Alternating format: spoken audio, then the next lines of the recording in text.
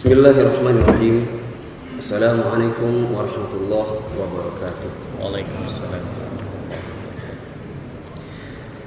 Innal hamdalillah nahmaduhu wa nasta'inuhu wa nastaghfiruh. Wa na'udzu billahi min shururi anfusina wa min sayyiati a'malina. May yahdihillahu fala mudilla lahu wa may yudlil fala hadiya lahu. Asyhadu an la ilaha illallah wahdahu la syarika lahu wa asyhadu anna Muhammadan 'abduhu wa rasuluh la nabiyya ba'dahu. Jamaah salat maghrib yang dimulakan Allah Subhanahu wa taala, tidak terasa sudah sampai kita pada pertemuan yang ke-14 atau ke-15 dari kajian tentang dasar-dasar Islam. Dan kita sudah melewati penjelasan 5 rukun Islam. Karena pada minggu yang lalu kita telah menyelesaikan penjelasan tentang rukun yang kelima, yaitu haji. Dalam buku yang kita gunakan ini ada beberapa tambahan bab, dan pada malam hari ini kita masuk ke bab tambahan yang berjudul 7 dosa yang membinasakan pada halaman ke-32. Semoga Allah Subhanahu wa taala semakin menambahkan ilmu kepada kita semua, khususnya agar ilmu itu bisa kita gunakan untuk bisa beribadah sebaik-baiknya, dan kita bisa membedakan mana yang benar, mana yang salah, mana akidah yang sahihah, mana akidah yang batilah. 7 dosa yang membinasakan pada halaman 32. Rasulullah SAW pernah bersabda dalam hadis yang diriwayatkan dari Abu Hurairah radhiyallahu anhu.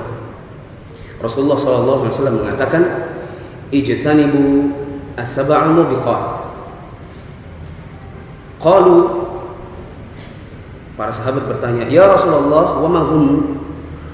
Qala asyirku billah was-sihr wa qatlun nafsi allati harramallahu illa bil haqq wa aklur riba wa aklu malil yatim wa tawalli yawmaz zahfi wa qadhful muhsanatil ghafiratil mu'minah. Hadis ini diriwayatkan Imam Bukhari, Imam Muslim, Abu Daud dan An-Nasai. Artinya silakan dibacakan pautan.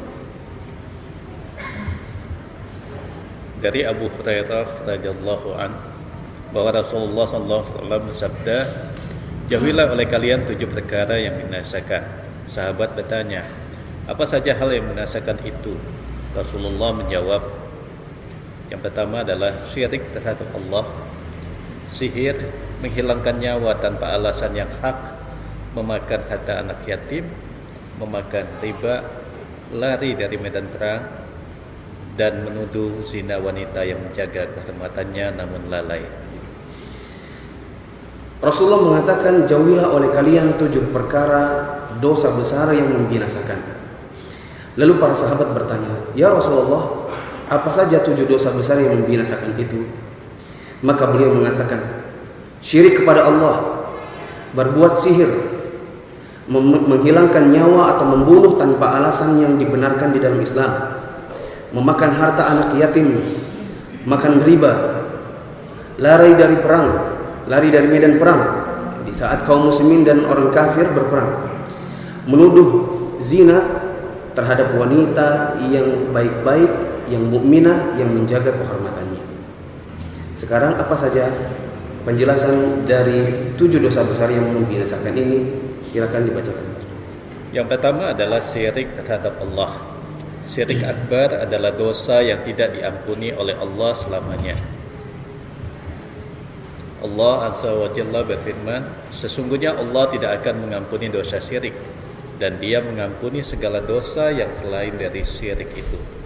Bagi siapa yang dikehendakinya, barang siapa yang mempersekutukan Allah, maka sungguh dia telah berbuat dosa yang besar. Quran Surat An-Nisa ayat 48. Syirik terhadap Allah itu terbagi menjadi 2. Syirik kecil diantaranya adalah berbuat riya, yaitu seseorang beramal lalu ingin amalnya dilihat oleh orang. Yang kedua adalah sum'ah, seseorang beramal dan dia ingin amalnya didengar oleh orang untuk kemudian mendapatkan pujian dari amal yang dia kerjakan. Ini adalah syirik kecil, bisa menghapuskan pahala dari ibadah yang kita kerjakan. Kalau ada orang beribadah dia berbuat riya dan sum'ah, misalkan dia berinfak untuk masjid dengan infak yang sangat besar, lalu dia katakan kepada orang yang menagih sumbangannya, tolong dituliskan nama saya, kalau perlu distabiloi biar orang lihat sebesar ini sumbangan saya. Maka sedekah yang besar ini tidak akan diterima oleh Allah Subhanahu wa taala. Adapun syirik yang kedua yaitu syirik besar, yaitu menyekutukan Allah Subhanahu wa taala dalam rububiyah, uluhiyah dan asma wa sifatnya. Dan syirik besar itu tidak akan diampuni oleh Allah Subhanahu wa taala selama-lamanya manakala seseorang meninggal dalam keadaan belum bertaubat dari syirik tersebut. Di sini ada kata-kata syirik besar adalah dosa yang tidak diampuni oleh Allah selama-lamanya. Dengan catatan, di sini tidak ada catatannya. Dengan catatan dia meninggal dalam keadaan belum sempat bertaubat. Tetapi apabila dulu pernah berbuat syirik lalu kemudian bertaubat dan meninggal dalam keadaan sudah tidak berbuat syirik, maka Allah Subhanahu wa taala akan mengampuninya. Allah Subhanahu wa taala mengatakan dalam surat An-Nisa ayat 48, "Innallaha la yaghfiru an yushraka bihi wa yaghfiru ma duna dzalika liman yasha." Sesungguhnya Allah tidak akan mengampuni dosa syirik bagi orang yang meninggal dalam keadaan masih berbuat syirik, dan Allah akan mengampuni dosa yang selain syirik bagi siapa yang Dia kehendaki. Misalkan ada orang menggunakan jimat, dia yakini jimat inilah yang menjadi penolong dirinya, jimat inilah yang selama ini memberikan kenikmatan kepadanya. Dia gantungkan misalkan di kendaraan atau di badannya. Lalu suatu ketika meninggal, tertabrak atau kecelakaan dalam keadaan masih menggunakan jimat ini, kita khawatir dia bisa jadi tidak akan diampuni oleh Allah Subhanahu wa taala dosa syiriknya, dan berarti dia akan masuk ke dalam neraka selama-lamanya, tidak akan pernah keluar lagi. Lanjutlah. Maka tidak boleh menyekutukan Allah dengan apapun dalam rububiyahnya ataupun uluhiyahnya. Tidak pula dengan asma dan sifatnya. Tidak boleh menyekutukan Allah dengan apapun, dengan siapapun, dalam 3 hal: rububiyah, uluhiyah, asma dan sifat. Asma artinya nama-nama Allah. Apa beda rububiyah dan uluhiyah?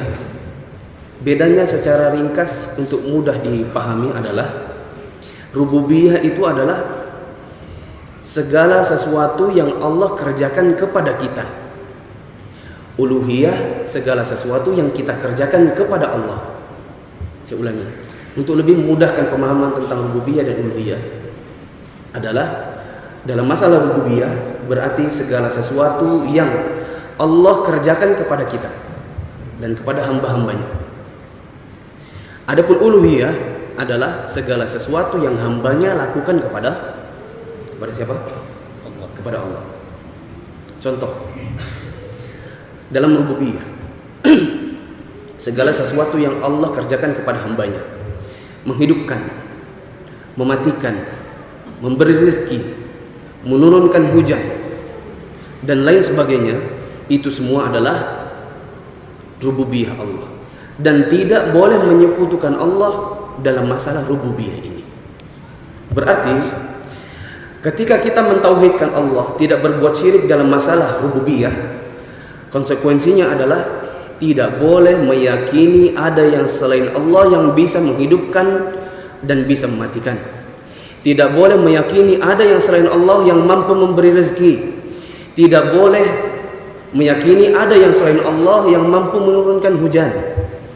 Maka barang siapa meyakini ada yang selain Allah yang bisa mematikan, menghidupkan, memberi rezeki, menurunkan hujan, berarti dia telah berbuat syirik. Contoh, ada orang meyakini bahwasanya cicak itu bisa mematikan orang. Maksudnya bagaimana? Dia meyakini siapa yang jatuhan cicak di kepalanya besok bisa mati. Barang siapa yang mimpi semalam dijatuhi cicak atau giginya copot, berarti besok nanti ada yang mati dari kalangan keluarganya. Ini semua keyakinan syirik. Karena berarti meyakini ada yang selain Allah, yaitu cicak dan gigi, sebagai yang mampu menghidupkan dan mematikan. Ada orang meyakini ada yang selain Allah yang mampu menurunkan hujan. Seperti misalkan pawang hujan. Ada sebagian orang yang meyakini kalau kita besok mau adakan acara, harus datang ke pawang hujan dulu. Karena kita datangi pawang hujan supaya dia nanti yang tahan hujan, supaya tidak terjadi hujan. Sampai bapak saya pernah cerita, dulu pernah ada upacara di depan halaman Pemkot. Tiba-tiba mendung saat sedang upacara penting. Lalu kemudian ada di antara pegawai PNS itu yang mengatakan, tenang saja, ini cuma mendung, pasti tidak hujan. Tadi malam kan sudah didatangkan pawang. Lalu kemudian tiba-tiba langsung hujan deras dan tidak berhenti sampai sorenya. Sampai sorenya. Barang siapa yang mendatangi pawang hujan untuk menahan hujan atau menurunkan hujan, berarti dia telah berbuat syirik karena dia meyakini ada yang selain Allah yang mampu menurunkan dan menahan hujan. Ada orang yang meyakini alu-alu atau talu, tumbuk-tumbuk itu sebagai penahan hujan. Di suku tertentu di Indonesia ini, kalau mau ada pernikahan, alu-alu itu atau tumbuk-tumbuk itu ditaruh di dalam bak mandi yang sudah dikosongkan. Katanya kalau ini ditaruh di sana pasti tidak hujan. Ini juga merupakan keyakinan syirik yang harus dihilangkan, walaupun dia datang dari masalah kesukuan. Dikarenakan ini berarti meyakini ada yang selain Allah yang mampu menahan atau menurunkan hujan. Yang kedua adalah uluhiyah, yaitu segala sesuatu yang kita lakukan kepada Allah. Maka tidak boleh haram hukumnya, dan itu merupakan kesyirikan apabila seseorang menunjukkan sesuatu yang harusnya dia tujukan hanya kepada Allah, dia tujukan kepada yang selain Allah. Seperti menjelang pemilu, karena besok mau tanding di parlemen untuk bisa jadi anggota parlemen demokrasi, kemudian masing-masing caleg berlomba-lomba untuk mencari dukun terhebat di kotanya.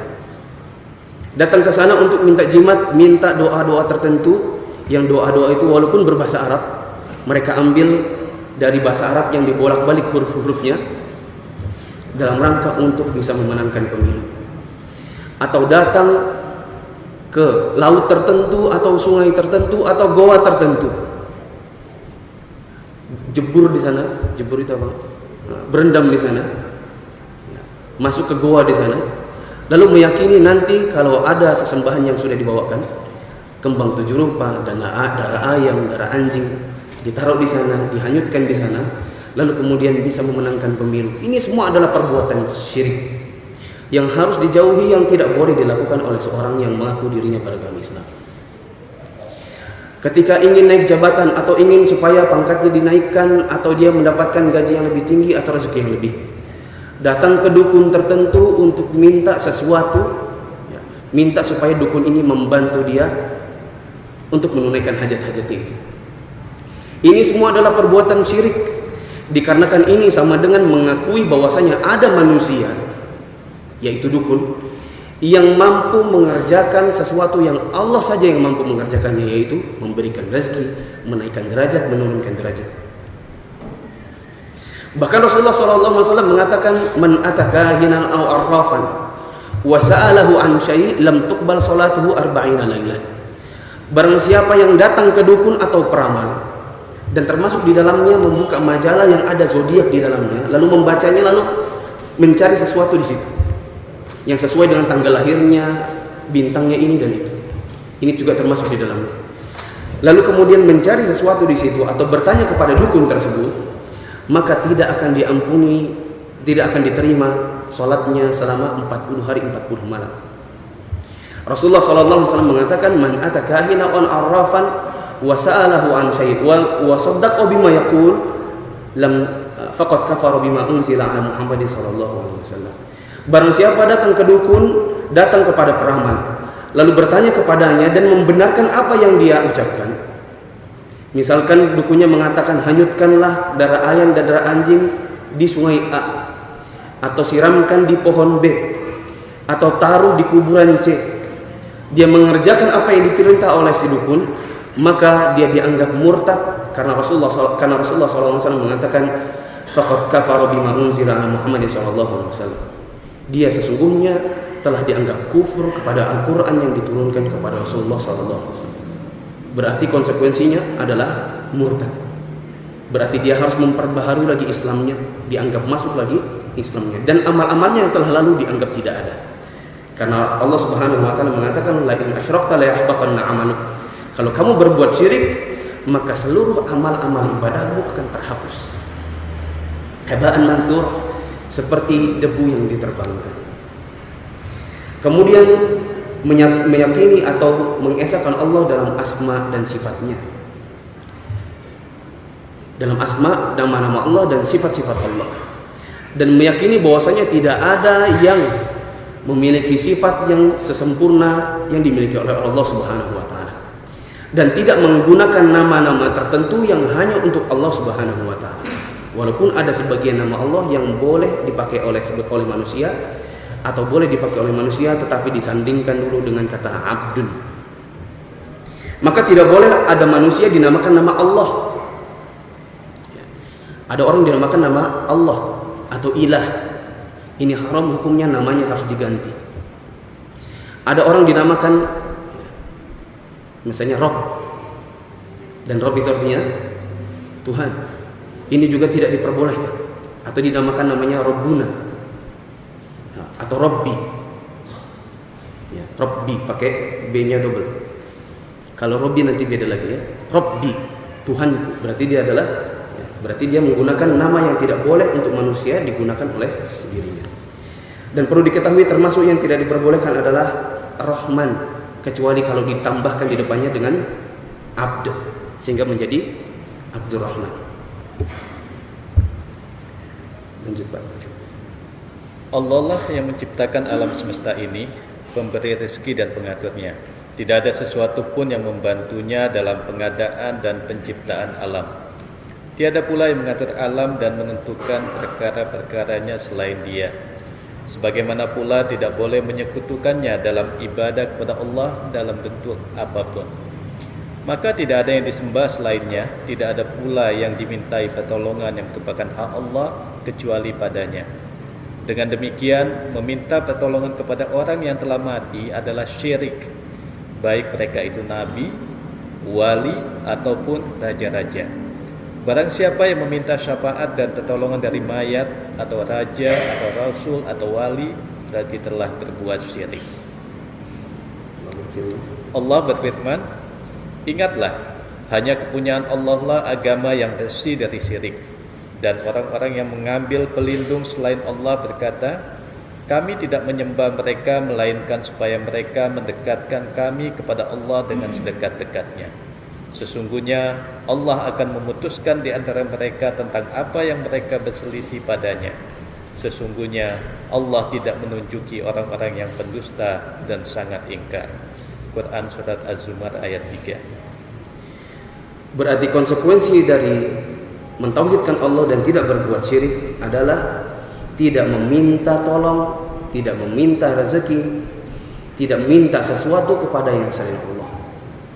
Rasulullah SAW pernah mewasiatkan beberapa kalimat kepada sahabat Ibnu Abbas radhiyallahu anhuma. Di antara dua kalimat yang Rasulullah SAW ucapkan, "Idza sa'alta fas'alillah, wa idza ista'anta fasta'in billah." Kalau kamu minta sesuatu, mintalah hanya kepada Allah, karena Allah saja yang mampu memberikannya. Dan jika kamu minta pertolongan, maka mintalah hanya kepada Allah dan tidak meminta kepada yang selainnya, karena hanya Allah Subhanahu wa taala yang mampu memberikannya. Maka barang siapa yang minta sesuatu kepada yang selain Allah, walaupun dia adalah Nabi SAW, maka dia telah berbuat syirik. Datang ke kuburan Nabi, kebetulan ada kesempatan umrah, lalu kemudian tidak cukup hanya sekedar misalkan dia lakukan memberi salam kepada Rasul, sementara yang disunnahkan hanyalah memberi salam, Assalamualaikum ya Rasulullah. Dan tidak boleh kemudian berdoa menghadap kuburnya Rasulullah SAW lalu meminta kepada beliau, karena ini tidak pernah dilakukan oleh para sahabat zaman dulu, tidak pernah dilakukan oleh orang-orang yang terdahulu dari kalangan salafus saleh, dari kalangan sahabat, tabi'in, tabi'ut tabi'in, dan orang-orang yang setelahnya. Adapun mereka kalau mau berdoa, maka bukan menghadap ke kuburnya Rasulullah, tetapi menghadap ke kiblat dan mintanya hanya kepada Allah. Walaupun kepada Rasulullah SAW maka tidak diperbolehkan. Dalilnya adalah diantaranya perbuatan para sahabat seperti yang terjadi pada zamannya Umar bin Khattab radhiyallahu anhu. Ketika terjadi musim paceklik, kemarau panjang, lalu kemudian di zaman beliau diadakan sholat istisqa. Dan ketika itu terjadi di Madinah. Kalau di Madinah berarti Rasulullah SAW sudah ada kan kuburannya di situ. Ada kuburnya di situ. Tetapi manakala selesai dari istisqa, lalu kemudian Umar bin Khattab memanggil pamannya Rasulullah yaitu Abbas. Dia mengatakan, "Ya Abbas, engkau adalah seorang yang soleh, engkau adalah sahabat yang soleh, engkau pamannya Nabi. Mohonlah kepada Allah agar Allah menurunkan hujan." Lalu kemudian Abbas berdoa kepada Allah Subhanahu wa taala, lalu turun hujan. Kalau memang diperbolehkan untuk berdoa kepada Rasulullah, maka tidak perlu untuk memohon kepada pamannya Nabi. Langsung saja kepada nabinya. Tetapi ini tidak dikerjakan oleh para sahabat dikarenakan mereka tahu bahwasanya itu tidak diperbolehkan dan itu adalah perbuatan syirik. Di zaman tabi'in, di zaman ketika Ad-Dhahhak bin Qais memerintah, maka Ad-Dhahhak bin Qais ketika itu terjadi musim paceklik juga, mirip seperti zamannya Umar. Setelah sholat istisqa, lalu kemudian Ad-Dhahhak bin Qais menghadap kepada jamaah lalu mengatakan, "Mana yang namanya Yazid bin Al-Aswad? Tunjuk tangan." Dilihat ternyata tidak ada yang tunjuk tangan. "Mana yang namanya Yazid bin Al-Aswad? Tunjuk tangan." 2 kali tidak ada yang tunjuk tangan. Lalu dia katakan, "Saya katakan yang namanya Yazid bin Al-Aswad, tunjuk tangan." Setelah yang ketiga barulah Yazid bin Al-Aswad mengangkat tangannya. "Yazid bin Al-Aswad, ta'al, datang sini, kemari." Lalu kemudian Ad-Dhahhak bin Qais mengatakan, "Berdoalah kepada Allah agar Allah menurunkan hujan." Cepat. Kemudian Yazid bin Aswad mengangkat tangannya dan kemudian mulai berdoa kepada Rasulullah dan langsung turun hujan. Dan diriwayatkan bahwasanya sejak saat itu Yazid bin Aswad ramai didatangi orang untuk dimintai didoakan. Hingga kemudian Yazid bin Aswad menjadi terkenal sebagai orang yang makbul doanya, hingga akhirnya dia merasa susah sendiri. Susahnya didatangi orang. Ada rasa riya, ada sum'ah, ada ketidakikhlasan manakala sedang mendoakan orang, ada seperti bangga hati. Sehingga kemudian Yazid bin Aswad merasa dirinya tersiksa dengan keterkenalan itu. Lalu kemudian dia berdoa kepada Allah, "Ya Allah, gara-gara hari itu saya menjadi seperti ini. Ada rasa bangga dan seterusnya dan seterusnya. Sembuhkan saya dari ini." Lalu kemudian 1 minggu atau 2 minggu setelahnya Allah Subhanahu wa taala mematikan Yazid bin Aswad sebagai bentuk pengabulan doanya Yazid bin Aswad. Kalau memang diperbolehkan untuk berdoa kepada Rasulullah SAW, maka para sahabat, tabi'in, tabi'ut tabi'in dan orang-orang yang setelahnya pasti lebih dahulu daripada kita untuk berdoa kepada mereka. Tetapi ini tidak dikerjakan, maka tidak diperbolehkan. Lalu ada orang berdalil sebagaimana yang Allah Subhanahu wa taala sampaikan dalil mereka itu dalam surat Az-Zumar ayat 3.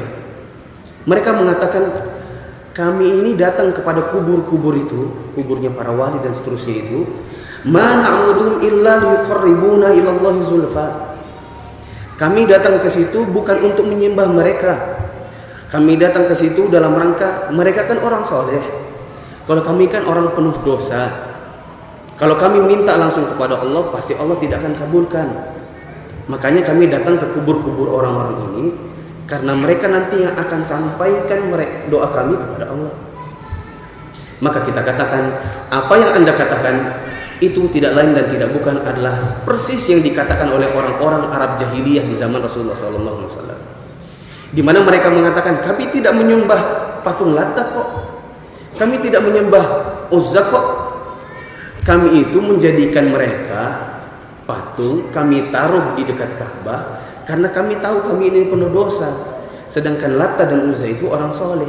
Kami minta kepada Lata dan Uzza supaya dia menyampaikan doa kami kepada Allah.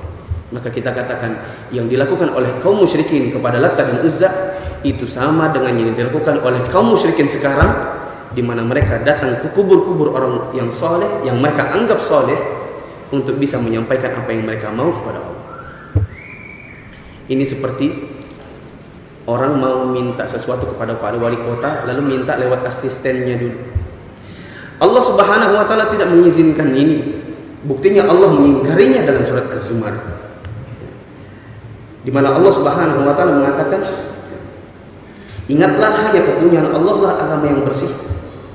Dan orang-orang yang mengambil pelindung selain Allah, mereka berkata, kami tidak menyembah mereka, melainkan kami hanya ingin mereka mendekatkan kami kepada Allah dengan sedekat-dekatnya. Allah sudah membantahnya. Bahkan Allah Subhanahu wa taala mengatakan, ud'uni astajib lakum. Mintalah hanya kepadaku, nanti aku yang akan mengabulkannya. Tentunya dengan berbagai ibadah dulu yang kita kerjakan, baru kemudian meminta kepada Allah. Tidak layak kalau kemudian tidak ada doa, tidak ada sholat sama sekali, lalu kemudian berdoa. Hanya minta sesuatu tapi tidak ingin memberikan penyembahan kepada Allah Subhanahu wa taala. Satu catatan, banyak orang yang terjebak dalam masalah ini, di mana mereka datang ke kubur-kubur yang mereka anggap orang soleh di dalamnya, lalu kemudian mereka minta sesuatu kepada mereka, padahal ini semua adalah perbuatan syirik. Sementara banyak di antara kaum muslimin yang mereka itu hanya mengira kuburnya itu adalah kubur soleh. Bahkan di Jawa sana banyak kuburan-kuburan yang ternyata setelah digali bukan kuburan manusia. Di antaranya ada justru kuburan kucing, dan bahkan ada kuburan-kuburan pura-puraan. Ya, sehingga banyak dari ikhwan yang mengatakan ada kubur di sana di Jawa, yang kalau orang datang ke situ mengelemparkan uang lalu kuburnya terangkat. Memang kuburnya terangkat, tetapi rupanya di bawah itu dikatrol dengan tali oleh orang-orang tertentu supaya mereka rajin ke situ bawa uang, lalu kemudian setelah mereka pergi lalu kemudian diambil uang-uangnya oleh orang-orang itu. Ini adalah akibat dari kejahilan, tidaknya belajar agama. Lanjut. Allah namakan orang yang meminta syafaat kepada selain zatnya sebagai kafir. Inilah letak kesyirikan masyarakat jahiliyah. Walau mereka tahu bahwa Allah itu pencipta, pemberi rezeki dan pengatur alam. Dan sesungguhnya jika kamu tanyakan kepada mereka, siapakah yang menciptakan langit dan bumi? Tentu mereka akan menjawab, Allah. Katakanlah, segala puji bagi Allah, tetapi kebanyakan mereka tidak mengetahuinya. Quran Surat Luqman ayat 25. Akan tetapi mereka menjadikan orang-orang soleh atau patung-patung sebagai perantara meminta syafaat untuk mereka di sisi Allah. Maka jatuhlah mereka ke dalam syirik. Allah Subhanahu wa taala mengatakan, wala in sa'altahum amman khalaqas samawati wal ardh la yaqulunna Allah. Kalau kalian bertanya kepada orang-orang yang berbuat syirik itu, siapakah yang menciptakan langit dan bumi? Maka mereka akan menjawab, Allah yang menciptakan. Tetapi pada real di lapangannya, mereka tidak menyembah kepada Allah Subhanahu wa taala semata. Mereka menjadikan benda-benda tertentu sebagai yang bisa menandingi Allah Subhanahu wa taala dalam hal-hal yang memang hanya Allah Subhanahu wa taala yang mampu melakukannya.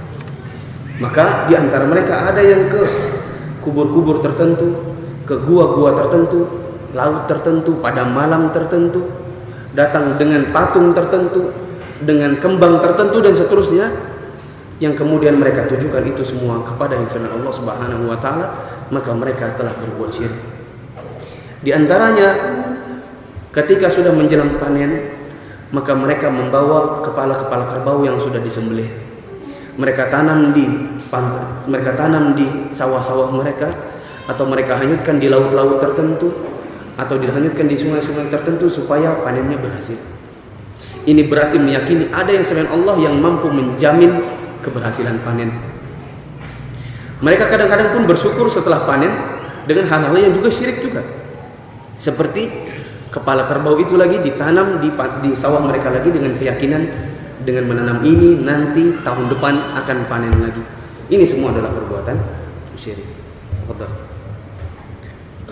Tidak seorang pun dari para sahabat radhiyallahu anhum ataupun generasi selanjutnya dari kaum salaf yang mendatangi kubur Rasulullah sallallahu alaihi wasallam untuk meminta syafaat atau pertolongan dan sebagainya. Mereka hanyalah berdoa meminta pada Allah semata. Ya. Kalau ditanya Siapakah di antara kaum muslimin ini yang paling mengerti tafsir ayat dan tafsir hadis? Jawabannya adalah para sahabat. Karena Rasulullah SAW itu adalah guru langsung. Dia bagaikan mata air, dan para sahabat itu adalah orang-orang yang langsung meminum air dari sumbernya. Mereka yang paling tahu tentang tafsir ayat, karena kadang-kadang gara-gara mereka lah turun ayat. Seperti misalkan gara-gara kejadian dengan Abdullah bin Ummi Maktum, maka turunlah surat Abasa. Gara-gara seorang wanita yang mengajukan dirinya, kok saya dizihar oleh suami saya dan seterusnya, gara-gara dia pula turunlah surat Al-Mujadilah. Karena para sahabat itu adalah orang-orang yang paling mengerti tentang tafsir ayat dan tafsir hadis. Gara-gara mereka juga lah banyak di antara ayat-ayat itu yang turun atau hadis-hadis itu yang keluar dari Rasulullah SAW. Berarti kita katakan para sahabat adalah orang yang paling mengerti bagaimana cara berislam dengan benar. Rupanya tidak ada satupun, jangankan hadis yang dhaif, jangankan hadis yang sahih, hadis yang lemah apapun palsu pun tidak ada yang meriwayatkan bahwasanya para sahabat itu datang ke kuburnya Nabi lalu kemudian minta-minta kepada Nabi. Kalau memang boleh, pasti mereka lah orang-orang yang pertama kali melakukannya. Ada sebuah kaidah yang diyakini oleh para ulama yang mereka ajarkan, "Lau kana khairan la sabaquna ilaihi." Kalau seandainya itu bagus, apapun ya. Kalau seandainya itu adalah bagus dalam masalah agama, dalam masalah ibadah, tentunya para sahabat adalah orang yang paling pertama mendahului kita untuk mengerjakannya. Tetapi tidak pernah ada riwayat bahwasanya para sahabat datang ke kubur Rasulullah SAW untuk minta-minta sesuatu. Sebagaimana tadi, kalau memang mau, tentunya Abbas itu tidak lebih utama daripada Rasulullah. Langit dan bumi Allah dengan Abbas, Rasulullah SAW dengan Abbas. Kalau memang boleh, kenapa tidak langsung minta kepada Rasulullah yang sudah dikubur? Kenapa harus panggil Abbas? Kenapa harus panggil Abbas? Tetapi Umar melakukannya dikarenakan tahu bahwasanya kalau sudah meninggal, maka Rasulullah SAW tidak bisa lagi membantu mereka, tidak bisa lagi dimintai tolong. Lalu mintalah kepada para sahabat yang masih hidup. Begitu juga dengan kita yang sekarang, tidak diperbolehkan untuk minta-minta kepada orang yang sudah meninggal. Jangankan orang-orang yang dikatakan wali songo dan seterusnya. Rasulullah SAW saja tidak diperbolehkan. Merupakan bagian dari akidah Islam bahwa seorang Muslim bersaksi kalau Allah telah mengutus Rasul Muhammad SAW dengan petunjuk dan agama yang benar, menegakkan hujjah, menyampaikan amanah, menasihati umat, dan berjuang di jalan Allah dengan sebenar-benarnya. Sebagai orang Muslim yang baik yang sudah bersyahadat dan syahadatnya sudah dipahami dengan benar, maka wajib untuk meyakini bahwasanya Allah sudah mengutus Nabi kita Muhammad SAW. Diutus untuk apa? Diutus untuk menjadi qudwah, untuk menjadi contoh, menjadi model dalam berbagai hal, khususnya dalam masalah ibadah. Kalau mau beribadah, tinggal contoh Rasulullah SAW, jangan tambah-tambah, jangan kurang-kurang, jangan ngarang sendiri. Karena Rasulullah SAW itu diutus untuk mengajarkan kita begini loh caranya beragama. Sehingga agama ini tidak butuh lagi dengan nambah-nambah yang tidak pernah dikerjakan oleh Rasulullah SAW. Catatan, ini dalam masalah ibadah. Jangan sampai kemudian ada di antara kaum muslimin yang mengatakan, tapi kan pesawat itu tidak ada di zaman Rasulullah SAW. Kita katakan pesawat adalah urusan duniawi. Kan dulu tidak pakai handphone, dulu kan tidak pakai mic untuk azan, tidak ada pengajian pakai video, tidak ada kamera dan seterusnya. Kita katakan ini semua adalah urusan duniawi yang semua ini bukanlah zatnya ibadah. Tidak ada keyakinan di dalam kita barang siapa yang kajian sambil pakai video maka kajiannya lebih berpahala. Tidak ada. Ini semua adalah hanya media yang membantu untuk terlaksananya ibadah berupa kajian. Jadi itu semua adalah urusan dunia dan dia disebut dengan maslahah mursalah. Dan dia bukan ibadah. Dan yang kita maksud jangan menambah-nambah, jangan mengurang-urang, itu adalah dalam masalah ibadah. Adapun dalam masalah dunia, Rasulullah SAW katakan, antum a'lamu bi umuri dunyakum. Kalian lebih tahu dalam masalah urusan dunia. Iklan sedikit.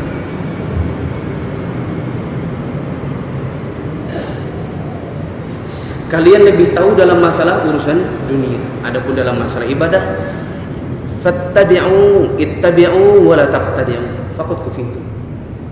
Cukup ikuti saja, tidak usah ngarang-ngarang sendiri ibadah-ibadah baru, karena kalian sudah dicukupkan oleh Rasulullah SAW, oleh Allah Subhanahu wa taala dengan ibadah. Lanjutkan. Seorang muslim juga bersaksi bahwa sebaik-baik kitab yang Allah turunkan adalah Al-Quran, yang merupakan kalamnya, diturunkan dengan sebaik-baik bahasa, di sebaik-baik malam, dan di sebaik-baik tempat. Allah menantang kafir Quraisy untuk mengarang kitab sepertinya. Al-Quran adalah mukjizat yang tidak dapat dicampuri oleh kebatilan dari depan ataupun belakang. Di dalamnya terdapat berita-berita yang tersembunyi, mengandung mukjizat, terjaga dari penambahan dan pengurangan.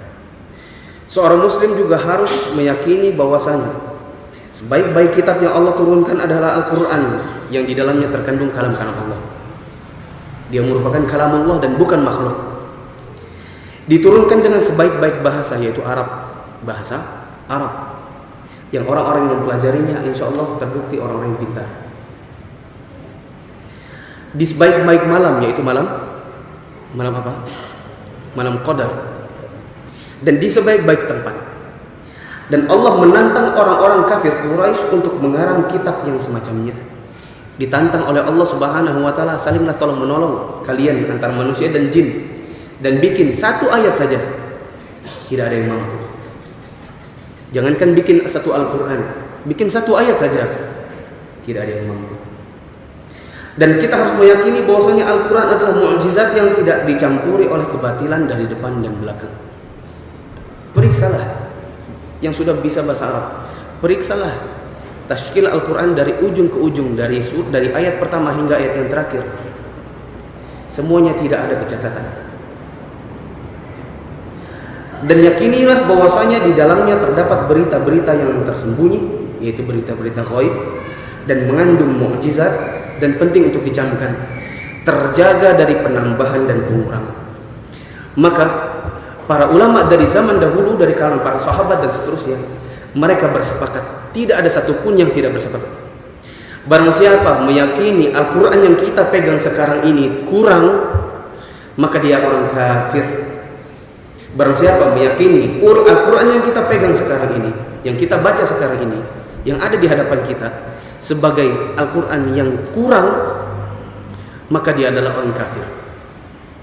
Makanya para ulama dari zaman dahulu sudah meyakini Syiah Imamiyah, Syiah Rafidhah sebagai orang minoritas non-muslim, minoritas kafir dan bukan satu mazhab dalam Islam. Dikarenakan mereka memiliki keyakinan ada 18.000 ayat yang ada di dalam Al-Quran yang asli. Dan Al-Quran yang kita pegang sekarang barulah 6.000 sekian ayat. Berarti cuma sepertiga dari yang aslinya. Dan mereka katakan nanti di akhir zaman baru akan keluar bersama Imam Mahdi dari gua yang bernama gua Samarra, baru akan dibawa lagi yang 2/3 untuk disempurnakan. Tidak ada di zaman ini, tidak ada di muka bumi ini orang mau minta SIM, driving license, itu mereka dapat duluan baru kemudian dapat petunjuknya. Tidak ada orang di muka bumi ini bikin KTP, bikin kartu kependudukan, dapat KTP-nya dulu baru diberitahukan cara-cara untuk mendapatkan KTP. Petunjuk itu di mana-mana ditaruh di awal sebelum mendapatkan apa yang dimau. Sekarang, kalau Al-Quran itu nanti baru keluar di akhir zaman, lalu apa gunanya kita hidup sekarang? Lalu dengan pedoman apa kita hidup sekarang?